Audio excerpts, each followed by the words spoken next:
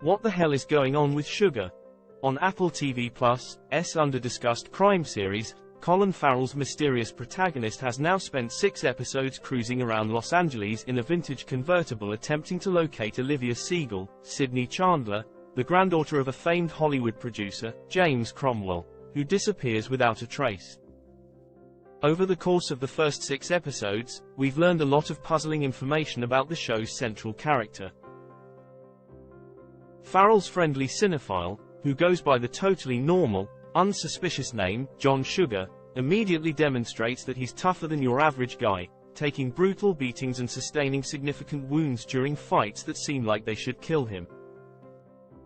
Aside from some occasional dizziness and blurred vision, however, he's able to completely shake off his injuries like nothing happened at all.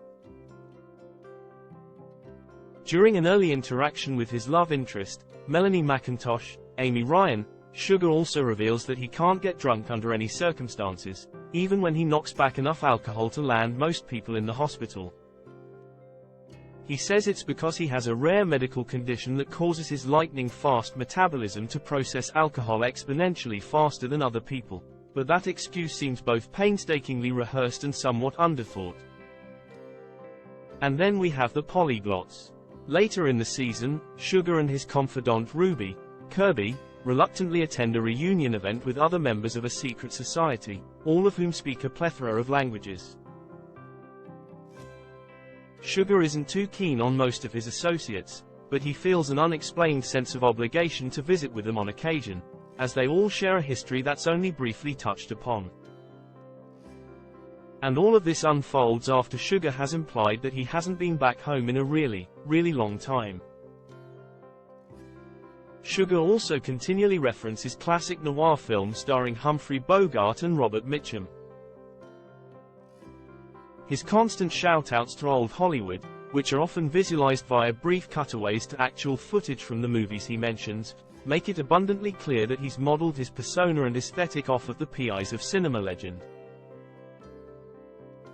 Yet it all feels somewhat shaky, like it's an outfit that just doesn't quite fit. Sugar repeatedly proves himself to be a truly empathetic person with genuine concern for all the people he meets, so his fixation on the hard-boiled, morally dubious anti-heroes of noir entertainment seems dissonant with his personality and worldview. So I repeat, what the hell is going on with Sugar?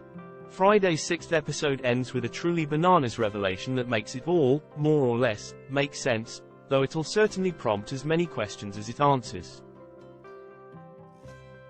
It's a genuinely bizarre, risky narrative deviation on a scale we seldom see in mainstream entertainment, completely recontextualizing all the events of the preceding episodes. After his investigation into Olivia's disappearance leads him into a conflict with Ruby, who, in an inexplicable act of betrayal, discourages the continuation of the case, Sugar drives to Melanie's place and locks himself in the bathroom, frustrated and exhausted from a nasty attack he barely survived. Maybe tonight, he says in the voiceover. Maybe it's okay to take a little break. Just a tiny little break. Just for tonight, go home. He injects his neck with an unusual-looking syringe, and, as he stares into the mirror, Detective John Sugar morphs into a bluish-grayish bald humanoid alien, who looks like a cross between Dr. Manhattan and Drax the Destroyer. And the episode ends, with 2 more chapters remaining in the season. Sugar's homesickness, his superhuman durability, his complicated relationship with his fellow, shall we say, expats, and his boundless curiosity toward the human species suddenly make a little more sense, and feel considerably different. So that's what the hell is going on with Sugar.